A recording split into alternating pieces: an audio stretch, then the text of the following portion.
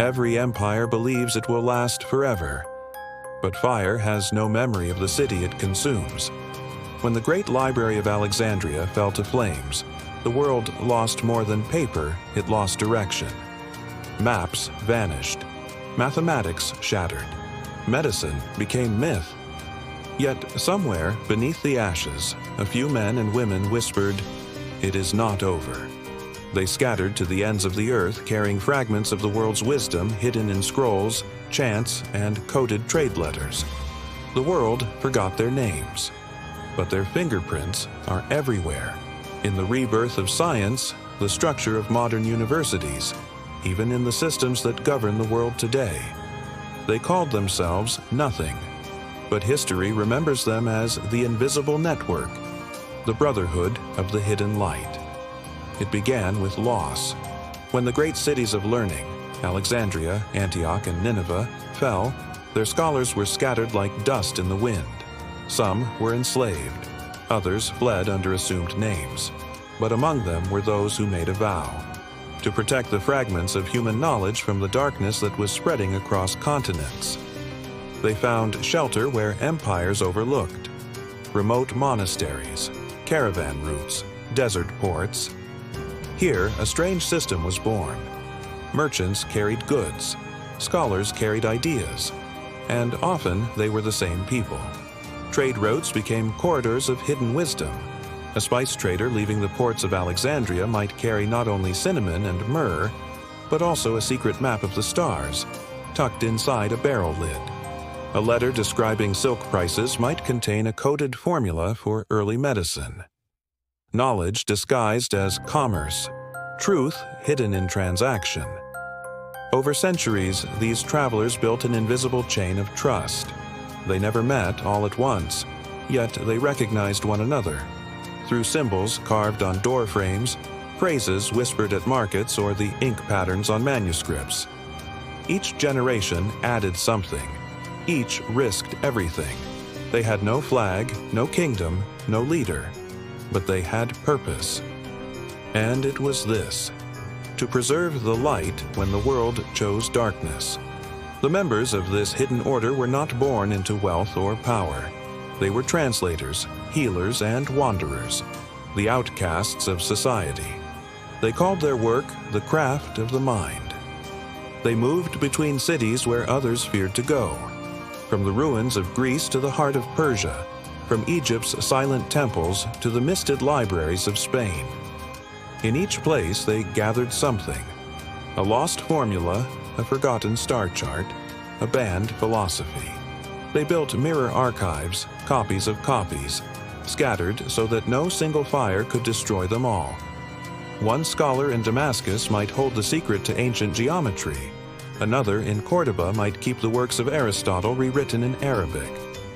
Each archive was a cell in a living organism, self-healing, ever-growing, and invisible to rulers who sought to burn it. Some of their manuscripts were written in 3 languages at once, a safeguard against extinction.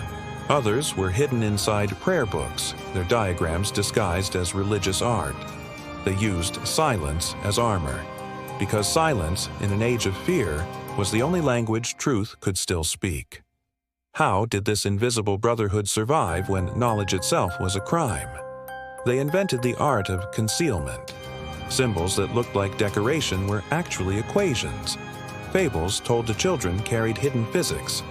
Even the architecture of temples and libraries became encoded text, language of proportions and angles that only the initiated could read. To outsiders, it looked like superstition. To those within, it was a code, one that could pass through borders undetected. A simple drawing of a serpent biting its tail, the Ouroboros, meant a cycle of energy. Early chemistry. A pair of intertwined triangles represented balance, the geometry of opposites. They had transformed science into myth so it could survive beneath the cloak of faith. It was in these centuries that alchemy was born, not as a search for gold, but as a metaphor for transformation. The true alchemists weren't trying to change metal into treasure. They were trying to change ignorance into understanding. And slowly, quietly, the light began to flicker again. by the 10th century, the scattered sparks found each other. A renaissance began, not in the grand capitals of Europe, but in desert cities: Baghdad, Cordoba, Fez. Here, scholars from many cultures met in secret gatherings known as houses of wisdom. Mathematicians studied alongside doctors and poets. Astronomers mapped the skies with tools built from ideas passed down by forgotten Greek inventors. And through translation, Greek into Arabic, Arabic into Latin, the invisible network stitched humanity's torn memory back together. Behind each discovery, there was a shadow hand, a chain of scholars and traders who risked everything to send manuscripts across oceans and borders. A single book could take 10 years to copy, and yet they did it, again and again, because they believed knowledge was not property, it was a flame, and if one hand let go, another must catch it. This was the true golden age of connection, a time when ideas were more powerful than armies. But light attracts attention. As empires rose and fell, rulers began to notice the silent movement of these scholars. Some accused them of witchcraft, others of espionage.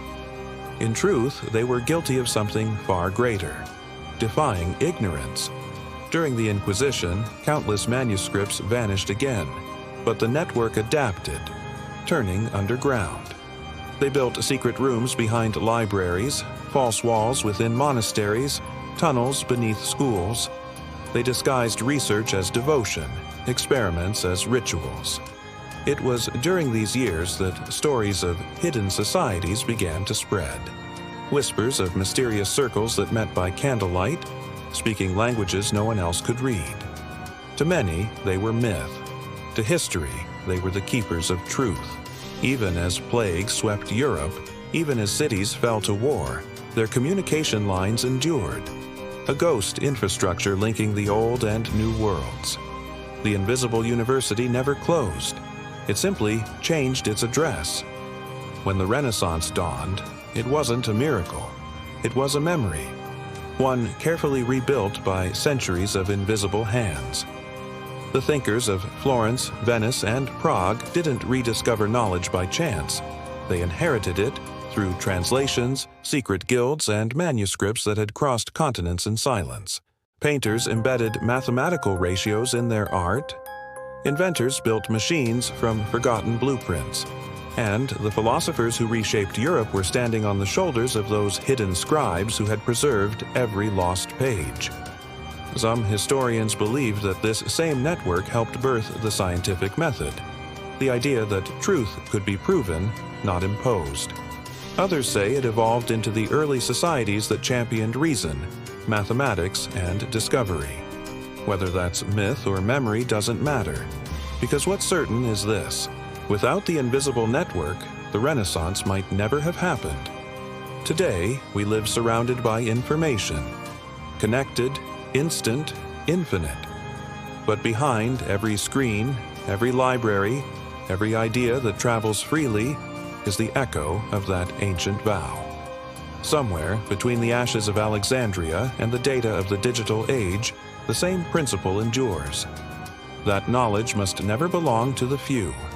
That truth, once discovered, must survive, even if it must hide.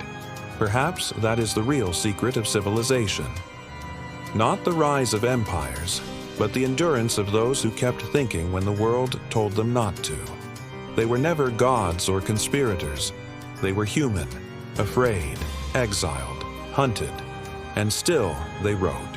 When you open a book, when you search for an answer, you are touching the same network, invisible, unbroken, eternal.